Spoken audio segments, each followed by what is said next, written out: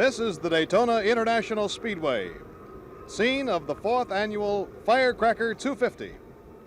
Today, 34 of the nation's fastest late model stock cars are competing in the NASCAR Grand National Championship race for more than $40,000 in prizes. This is Bill Fleming welcoming you to the beautiful Daytona International Speedway, where today we expect some tremendous speeds on this 2.5-mile high banked oval. The weather is particularly good today for racing because it's a little bit overcast. We had a few rain sprinkles this morning, and the temperatures, at least at race time, are not too high. They will, however, be climbing up into about the high 80s. The crowd's streaming into this gigantic racing plant here today, and they've come from all over the country to watch this 4th annual Firecracker 250. Before the race actually gets underway, I think it might be a good idea to sort of acquaint you with what the track looks like and how you'll be seeing it. This is where the starting line is. And if you'll follow me around, we'll go down a short straightaway into what they call the number 1 turn. It's 3,000 feet at 31 degrees around this turn and into the backstretch, which is 3,500 feet long. Into the number 3 turn. Again, 31-degree high bank, 3,000 feet around, out of the number 4 and down a short straightaway down the home stretch to the finish line. You can see it's sort of a tri-oval, and as you look at it from above, it's sort of like in the form of a letter D. This lake is called Lake Lloyd out here. As a matter of fact, a couple of the drivers have been in there. This area is the pit area, a very important and vital area it is indeed. And Chris Economaki, editor of the National Speed Sport News, is covering that area for us today. This is a 4,000-pound, 405-horsepower stock car, of which there'll be 33 in today's race, a late scratch. And we'll be telling you all about the goings-on in the pits as the race progresses. Back to you, Bill Fleming. This race today is on the Grand National Circuit of NASCAR. It's limited to late model stock cars, which means the current year and the past 2 years. So it means 1960, 61, and 62. And the cars will be going 100 times around this 2.5-mile oval. Now, before the pace lap gets underway, let's take a look at some of the elements that make automobile racing the great sport that it is. A stock car, before it is raced, requires special attention. A racing stock car with its clothes off looks like this. This is a 1962 Ford with the body off, made into a racing machine by Holman and Moody of Charlotte, North Carolina. In the back, the white lines indicate where the frame has been reinforced with extra welding. At the rear axle, heavy-duty shock absorbers have been added and heavy leaf springs. Up here we have what is known as a roll bar. The drivers, owners, and mechanics hope that it will never be used, but it's there to protect the driver in case the car should overturn on top of him. In the front of the car, heavy-duty front suspension units, big posts to support oversized shock absorbers, an oil cooler up front there with the 2 pipes to make the engine run cooler, large exhaust pipes to carry the flow out to the sides, and here, a 4-speed transmission to enable quick getaway from the pit stops. All in all, a stock car tailored for the speedway. And in the garage area, last-minute adjustments by top-flight mechanics to tune every bit of horsepower into these racing automobiles. The engines, specially made by the Detroit factories to give high performance. Here, a 406 horsepower Ford that had some trouble in practice is being put back together by the mechanics. You'll notice just one carburetor, which burns pump gasoline, and these engines still push these cars around at 160 miles an hour. Precision fitting going on here as the mechanic sits the intake manifold back on top of this engine. Plymouth's 413, Chrysler, Pontiac, all the makers have high performance engines for these stock car mechanics to use in their racing stock cars. Bringing into play now an impact wrench to speed up the installation of the intake manifold.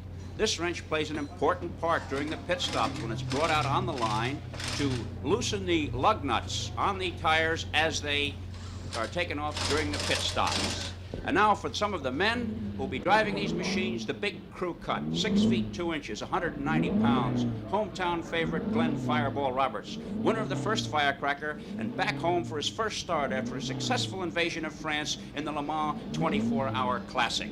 national point standing leader. Joe Weatherly, a former national motorcycle champion, talks with Florida Senator Smathers about the big day here at the Daytona International Speedway. He's driving a Pontiac.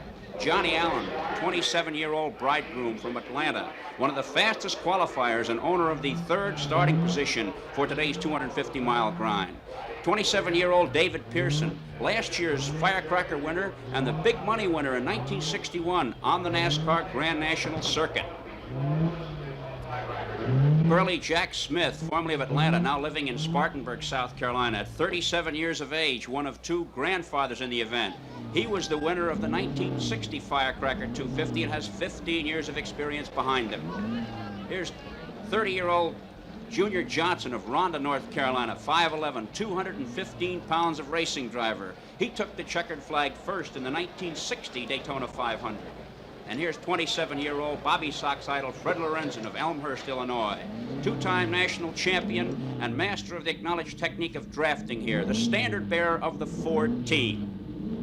Now the cars pull out to get started along the pit lane. These automobiles, just as you could buy them in the showroom with a lot of decals. And now back to you, Bill Fleming.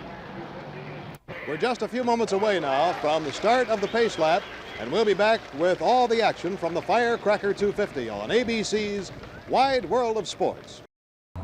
We're back at the Daytona International Speedway for the start of the Firecracker 250. The pace car is on the track. The other cars strung out behind. Bill France driving the pace car. Senator Smathers sitting next to him. And here's the field. On the pole, Edwin Banjo Matthews in a 62 Pontiac, and next to him is Bobby Johns, also in a 62 Pontiac. Johnny Allen on the inside of row 2 in a 62 Pontiac, and Glenn Fireball Roberts on the outside of row 2, who won here in the 500-mile race in February. He's driving a 62 Pontiac also. Dave Pearson, who won the Daytona 250, that was a year ago today, in the 62 Pontiac on the inside of row 3. Joe Weatherly, the leading NASCAR Grand National point champion right now, in a 62 Pontiac. He's outside of row 3. In row 4, Junior Johnson in a 62 Pontiac and Jack Smith in a 62 Pontiac. Fred Lorenzen and Marv Panch in 62 Fords are in row 5. Dick Petty in a 62 Plymouth, Jimmy Pardue in a 62 Pontiac in row 6. Art Malone in a 62 Pontiac and Leroy Yarbrough in a 61 Pontiac. The car that Pearson drove to victory last year are in row 7. In row 8, Nelson Stacy in a 62 Ford, Larry Frank in a 62 Ford. Bob Welburn is in row 9. He's in a 62 Pontiac, and Ralph Earnhardt next to him in a 62 Pontiac. Larry Thomas in a 62 Dodge in row 10, along with Tom Pistone in a 62 Chevy. Rex White in row 11 in a 62 Chevy, and Roscoe Thompson in a 62 Mercury. In the 12th row, Ned Jarrett in a 62 Chevy, and Johnny Dodd Jr. in a 61 Ford. In the 13th row, Buddy Baker and his father Buck Baker, both driving 62 Chryslers. In the 14th, Herm Beam in a 62 Ford and Darrell Derringer in a 62 Dodge. Tom Cox and Tom Irwin in the 15th, George Green in the 16th, and Tubby Gonzalez and Kurt Kreider in the 17th row. The pace car has pulled off. The green flag is out, and we're underway. It's official. 33 of the nation's fastest late model stock cars are underway on a 250-mile grind over this 2.5-mile high-banked oval. And shooting down into the lead now very quickly is Bobby Johns as they pour the coal to it on this first lap. And somebody's in trouble up high. Down low he goes, and he's hit. One of the cars got sideways and was hit from behind car number 97. There is Tom Pistone. And the car that was hit looks like car number 12. There's the car that hit him, car number 97, and car 12 is the one kicking up some dust there. That would be Bob Welburn in a 62 Pontiac. Tom Pistone in a 62 Chevy apparently brushed him, but not too severely. And both cars are, I think, going to try to remain in the race. So here are the leaders, and here they come. So we had a mishap right off the bat on the first lap.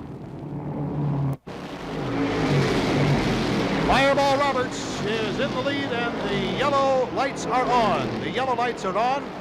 There must be some debris out on the track because the yellow caution light is on, and it means that Fireball Roberts, followed by Banjo Matthews and Bobby Johns, 1, 2, and 3 as they go down the backstretch. The caution light is on, so the cars must hold position. And here is the end of the second lap.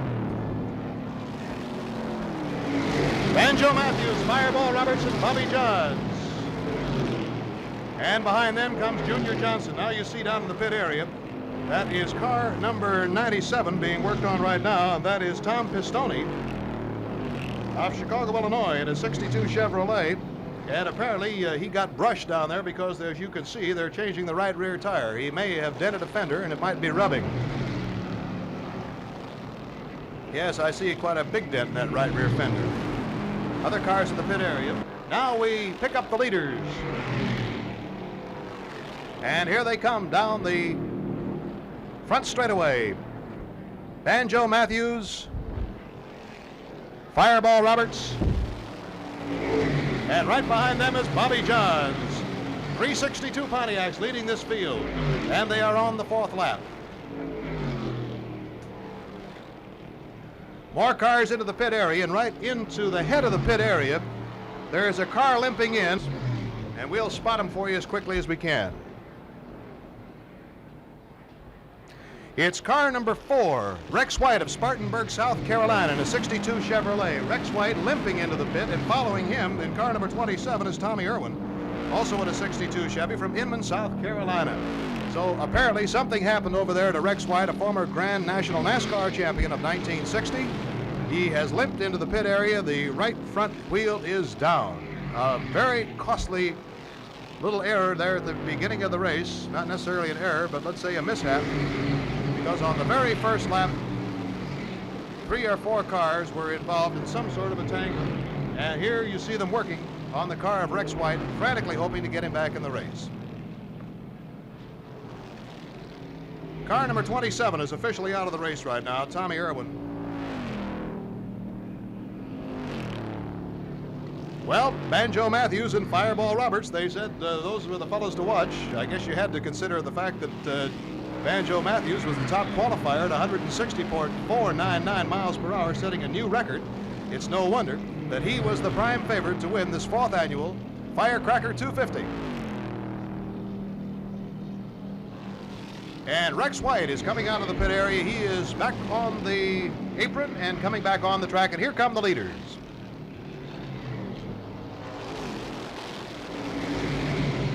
Dave Pearson now has moved into 4th place, and you see Rex White pulling out onto the track, getting the green light to go back on. So fortunately, Rex White, even though he had to go the slow way around after the mishap on the number 2 turn of the first lap, finally got back into the pit area, and he's got some ground to make up.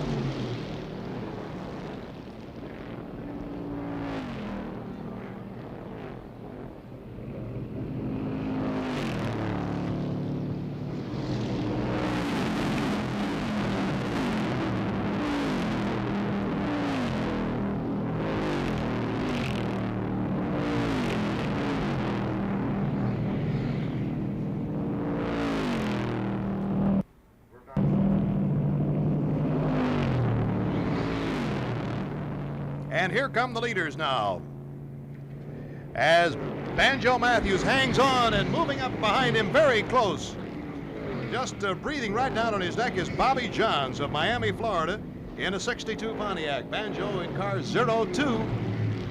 And here was a car spinning right down in front of us, and it looks like he put a pretty big dent in the guardrail. That's 43. That's Dick Petty of Randall, North Carolina, in a 62 Plymouth.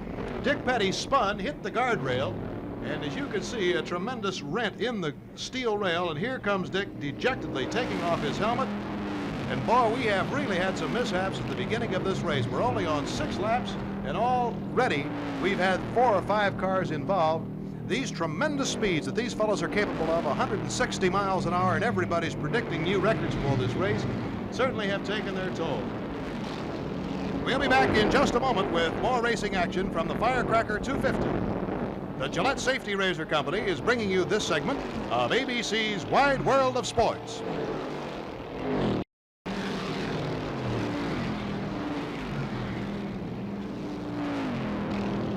Now as the cars move down the backstretch, it looks like Bobby Johns has overtaken the Banjo.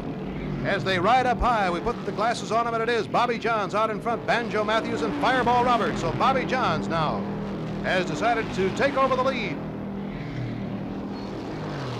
Hanging back of Banjo, drafting him just enough to get by. It's Bobby Johns in front, Banjo Matthews in second place, and Fireball Roberts behind him. So Bobby decided to make his move on the 19th lap, And that is when he has moved in the lead. He had it briefly a short time ago and couldn't hold on to it. Let's see if he can hang on to it this time. You'll see other traffic on the track now because the leader cars are passing many of the slower cars on the track. But Bobby Johns has the lead, followed by Banjo Matthews, and right behind him is Fireball Roberts. And again, they're lapping some of the slower cars lower down on the track. Up high goes Bobby Johns.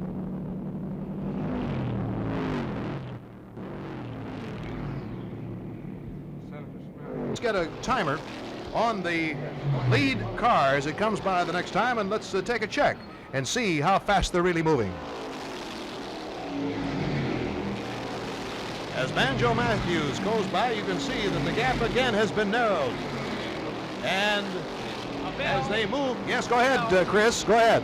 We've got Richard Petty down here. Richard, what happened down there? Well, it sucked the back end out from under me. I sort of lost it. You what? Got a little behind on my steering down there. I see. Did you hit anything? I finally run into the fence down there and messed the front end up on it. You can't get back in the race. No, I that's messed not it the up. break, Richard. Yeah. Sorry. Running pretty good. Yeah, that's true. How's the track? Very fast? Fast, awful fast. Was there anything left on it from that first lap accident? No, we didn't see nothing except the car. Everything else was off. I see. Well, better luck next time, Richard Petty. Back to you, Bill Fleming. Okay, Chris, thank you very much. A quick reminder here that in a short time, we'll be going across the seas to Troon, Scotland for action in the British Open Golf Championship. We understand action there is just as exciting as it is here at the Daytona Firecracker 250. Now moving into the 21st lap, Bobby Johns of Miami, Florida has the lead. Banjo Matthews in second place, and Fireball Roberts is in third place. And we have the official time now. We are running better than 162 miles an hour, setting records as we go. The old record for 10 laps was 156 miles an hour, set by Fireball Roberts in a 61 Pontiac last year on the Firecracker 250 date. And the new record is 162.454 miles per hour, set by Banjo Matthews. And at the end of 20 laps, 162.016. Again, a new record, 6 miles an hour faster than they were running last year. Now one of the hotter cars coming into the pit area is Nelson Stacy in car number 29. Nelson in a 62 Ford is pulling down there, and as he puts on the brakes, Chris Economaki will be running over into that area. They're going to put new rubber on the right side of the car, get some fuel in the car. And Chris, if you're standing by, you might say a word about the condition of the automobile. Well, we're down here right at the front. It looks very good. Stacy seems very calm. It's a tire change here. Precautionary tire change. These big boys are changing both of the right side tires. Apparently there's 160 mile an hour pace is burning up the rubber, but they're knocking out the body on the right front corner of the car. It apparently got brushed against the wall or perhaps another automobile and was rubbing against the tire. The tires seemed to have a lot of wear left on them, but it apparently was this contact with either another automobile or the wall that brought him in early. And back to you, Bill Fleming. Now the leader at the end of 23 laps is Banjo Matthews, who has recaptured the lead from Bobby Johns. And in third place is Fireball Roberts.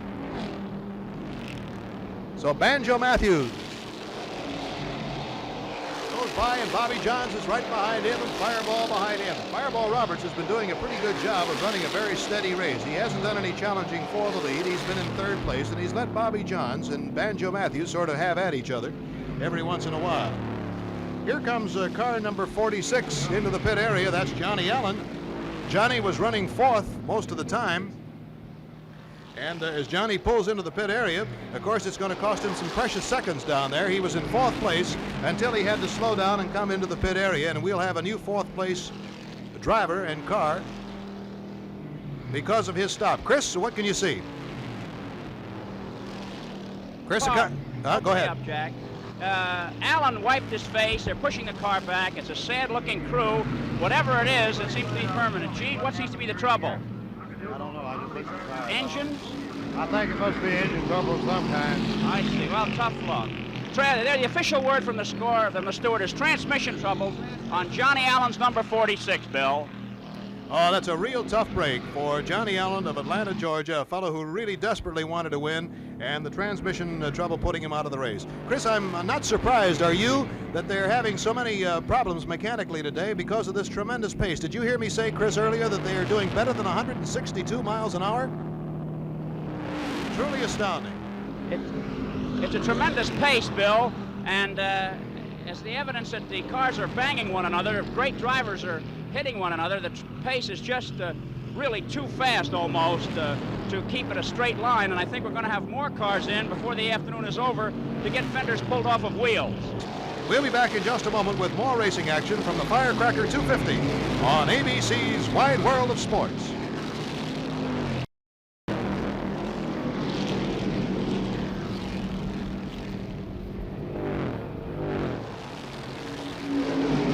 While we're watching to see just how fast the pace is, we'll mention to you some of the cars that are out of the race. Johnny Allen out with transmission trouble.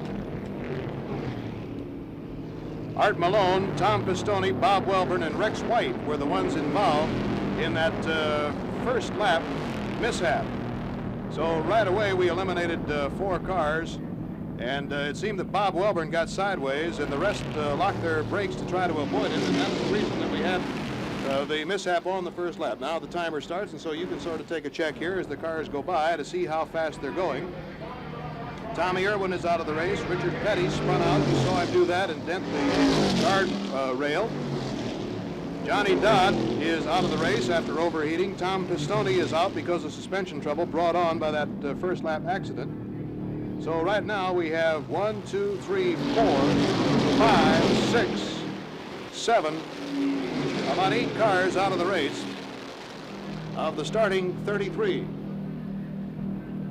Again, if you want to check your speed chart, if he does 56 seconds flat, it's 160.71. If he does 55 seconds flat, it's 163.64.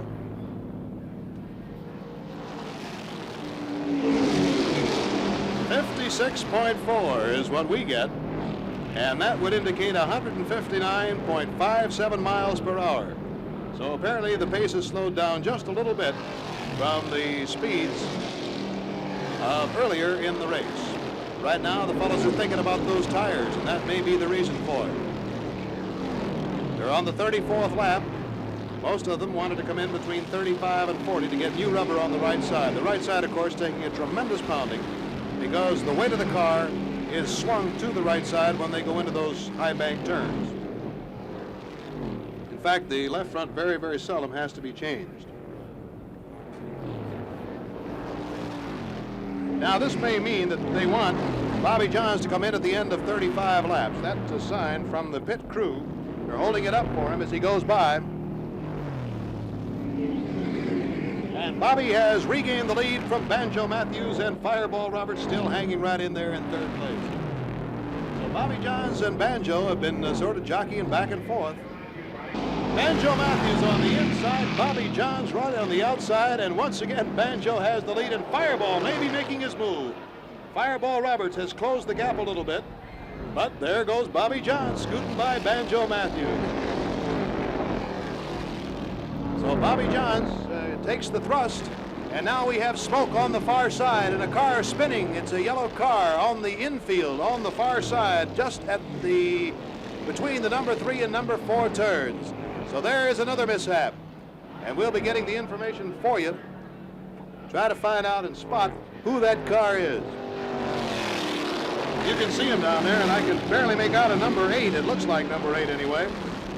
We don't want to make any snap judgment here, but if it is number 8, it would be Joe Weatherly of Norfolk, Virginia. Once you see smoke go up around this track, you know that somebody is in trouble.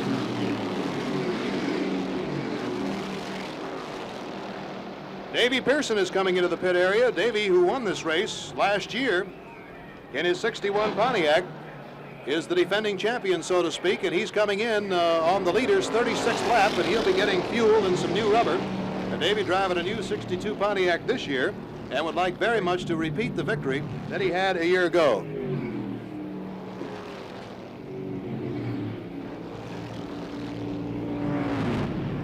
Car number 3, David Pierce, is in, and there's a little panic down there. The wheel is rolling out into the pit lane. There goes one of the Firestone engineers after it. And as we say, this is the beginning of the crucial time of the race, approaching 100 miles, 40 laps on the track, when all of the major contenders will be stopping. Right side tires are being changed on the Jerry-O Pontiac. That's it, Bill. Okay, thank you very much, Chris Economaki. And here's Bobby Johns, your leader. And of course, we should mention here that it's very important on these pit stops to see how long they're going to take. Here comes Banjo Matthews in, Chris, in case you can't see him moving into your area. And let's see how long it's going to take him to get some fuel and some new rubber. They're going like a bomb here. They're jacking up the right side of the car. The right front tire is off of pneumatic wrenches, as is the right rear. And Banjo's getting a drink. He looks very calm behind the wheel. The gasoline is being shaken in there. It's really furious down here. Some of the pit men have fluorescent jackets, and there he goes in what looks like a tremendous stop, Bill. Oh, you can say that again, Chris. We had him in just a little bit over 35 seconds for that pit stop. Isn't that phenomenal? All right, Bobby Johns still has the lead, but remember this, Bobby Johns has some time to put into that pit for himself, as Banjo Matthews had a beautiful pit stop. In fact, we should mention here that that pit crew worked out all yesterday afternoon to see if they could shave some time off those pit stops. Now, a good break for Bobby Johns because the yellow flag is out right now. Fireball moving down to his pit. And that is the same pit crew that services Banjo Matthews' car, so let's see what they can do here. We'll start the stopwatch, and Chris, take it over. And here is, Bill, here's another expert crew at work, and it's the same crew that got Banjo Matthews on the track, the Ray Nichols crew. They're sharing the pit work. Nobody's saying a word to Fireball. Maybe we can get a little something out of him while the car's still up. And the wind is up. The wind is up. We can't get a word out of him. We thought perhaps it might be down, but this looks like the championship crew so far. Windshield being clean, both right side tires, 20 gallons of fuel. The clock seems to be ticking away just a little bit longer than it did for Matthews. And there it's down and off. Whoops, he's running over the jack. He hurt his exhaust pipe. Bill, as he started to pull out, the jack was not all the way down, and it gripped the right-hand exhaust pipe. Even the mechanics don't know this. This could be a factor late in the race. Right you are, Chris, and we had a pretty good picture of that, too. That pit stop, incidentally, of Fireball Roberts was not as quick as the earlier one. That you see is the safety car that is leading the field. That has the yellow flag on it. This simply goes out onto the track anytime the yellow caution light goes out, and it goes in front of the lead car. Now, what it does, it merely sets the pace. And these fellas have to hold their position and hold the speed set by the safety car. As soon as any debris is off the track, the safety car will come back on in, and the race will be under the green light once again.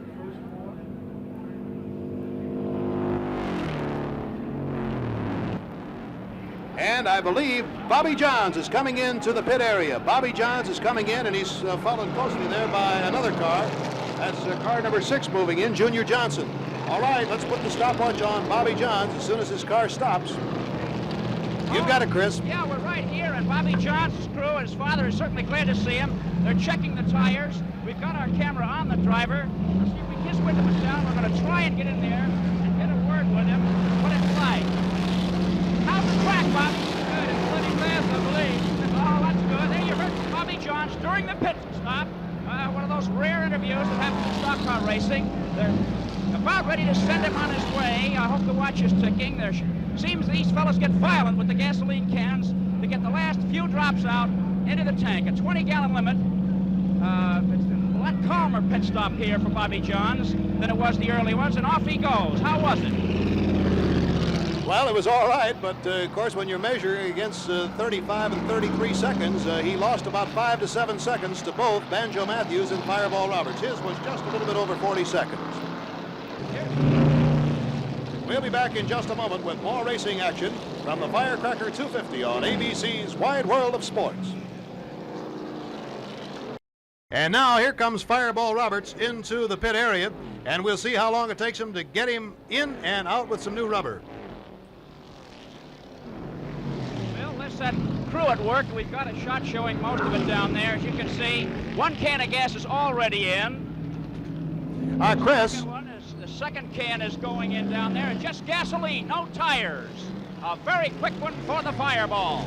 Boy, a very quick one indeed, but Bobby Johns is out of the race, Chris. I don't think you know that, because just as he went by here, he slowed down. Junior Johnson blew him right by, and then Bobby Johns slowed down. He's midway through the backstretch, and it looks like he has a very sick car.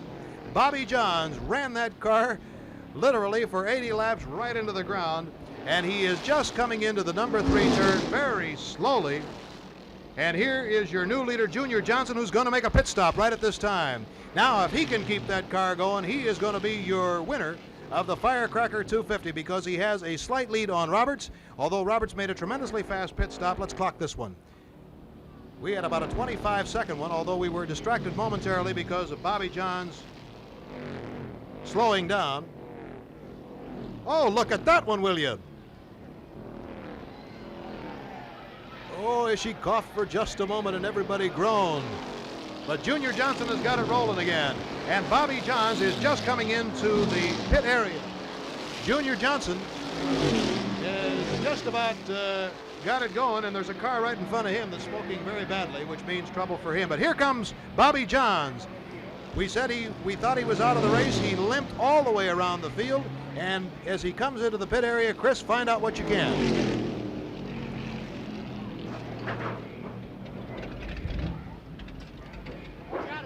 What's the trouble, Bobby? Don't know yet.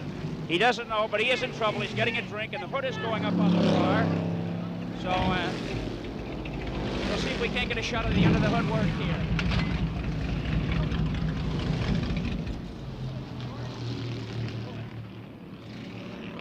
Smoking engine here. We do not know just what the trouble is. The engine has been turned off. They're jacking up the right side of the car. Tires are being changed just in case it can be restarted. But it looks as though another Pontiac here. John is getting out. It's a sad-looking crew here. Bobby's soaking wet from top to bottom with perspiration. We'll see if we can't get a word with him here.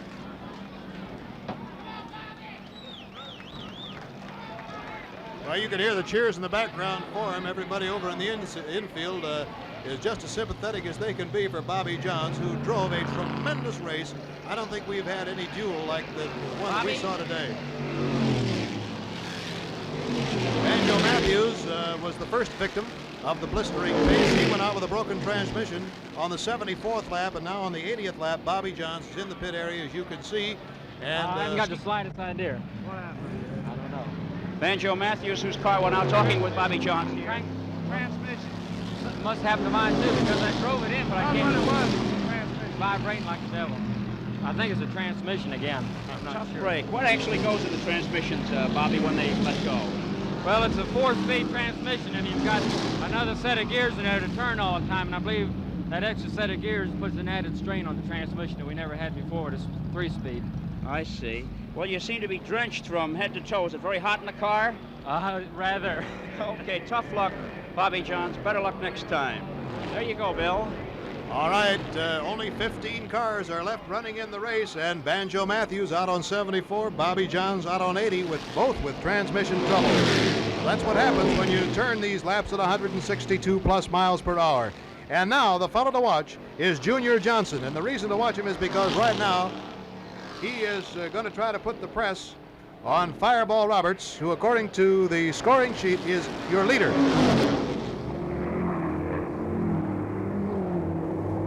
We'll be back in just a moment with more action from the Firecracker 250 stock car race on ABC's Wide World of Sports.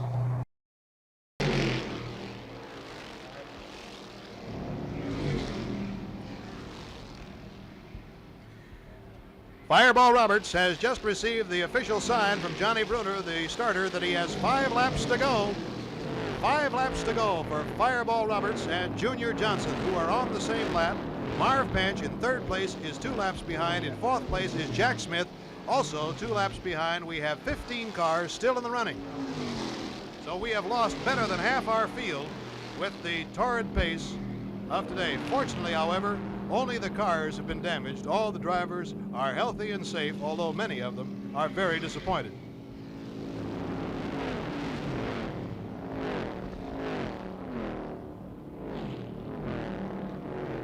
We're taking a check on Fireball Roberts unofficially with our clock here in the television booth. He turned that lap in 56 seconds flat. And now we'll see what Junior Johnson is turning him in.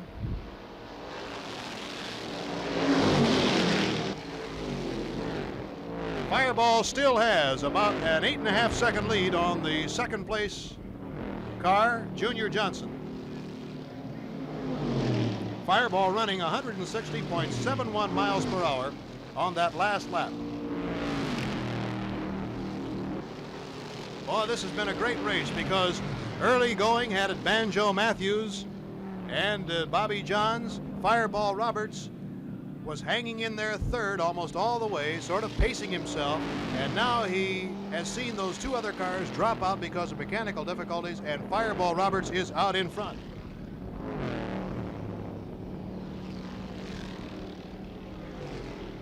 White flag will be out for Fireball Roberts, and there you see it. A white flag is out for Fireball Roberts. It also will be out for Junior Johnson. And we're taking a check here. Now Junior Johnson is 12.5 seconds behind. Almost 13 seconds behind Fireball Roberts. So Fireball Roberts is the man who looks to be your winner of the 4th annual Firecracker 250. All the people are pouring across the track from the infield to Victory Lane, and they will be awaiting anxiously now for Fireball to get the checkered flag. Johnny Bruner has it out of the casing, and Fireball Roberts has a comfortable lead now over the second place car, Junior Johnson. Everybody's standing now up in the grandstand area, and here he comes.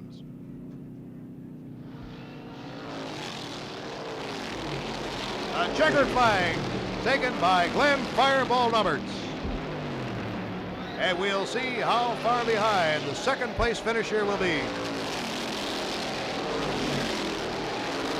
Well, it's an even 12 seconds behind as Fireball perhaps let up a little bit on that last lap, saying to it, I don't want you to quit right now.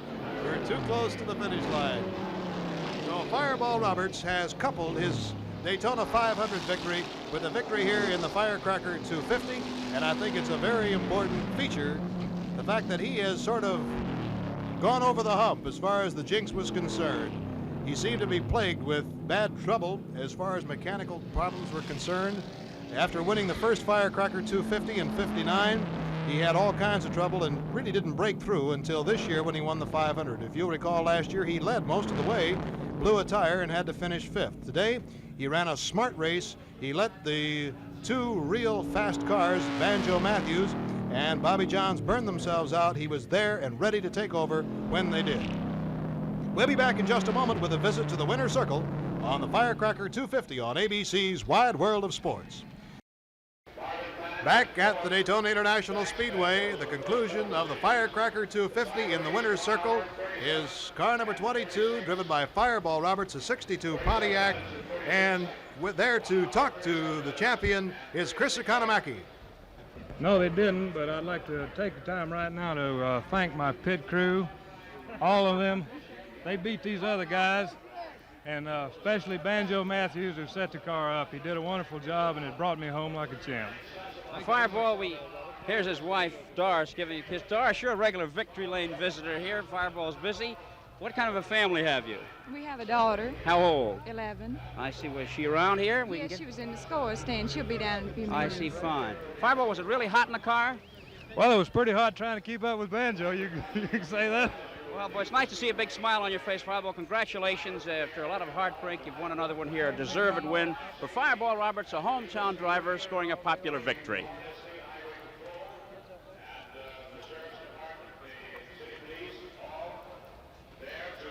And I'm sure all the well-wishers following Fireball Roberts are very happy with his victory today. His average winning speed, 153.688 miles per hour. Fireball Roberts in first place, Junior Johnson in a '62 Pontiac in second place, Marv Panch in third place in a '62 Ford, Jack Smith in fourth in a '62 Pontiac, Jimmy Pardue in 5th place in a 62 Pontiac. Ned Jarrett is in 6th place, 62 Chevy. Then came Larry Frank in a 62 Ford in 7th place. Then following, Dave Pearson in 8th, Larry Thomas in 9th, Art Malone in 10th, Rex White in 11th, Buck Baker in 12th, Herm Beam, George Green, and Ralph Earnhardt finished out the field. 15 cars finished, 33 started, and the fastest of them all was Glenn Fireball Roberts. The pace was set early by his running mate Banjo Matthews. He and Bobby Johns went at it tooth and nail, but when the final chips were down at the end of 100 laps, the checkered flag went out for the popular champion from Daytona Beach, Florida, Glenn Fireball Roberts. Our thanks to the Daytona International Speedway, William H.G. France, President, and William C. France, Vice President. Also to the NASCAR Field Manager, John Bruner. The executive producer of ABC's Wide World of Sports is Rune Arledge. The Firecracker 250 was produced by Dick Kirchner. Director was Mac Hemian. Associate Director, Louis Frederick. Technical Director, William Morris. The British Open Golf Tournament was produced by William Seaman. Associate Director, Ronald Hawkins. The assistant to the executive producer is Chuck Howard. Daytona technical pickup provided by ABC New York. The preceding was on videotape. Remember, the U.S.-Russian track and field meet next week. And now this is Bill Fleming along with Jim McKay and Chris Economaki saying so long from Daytona.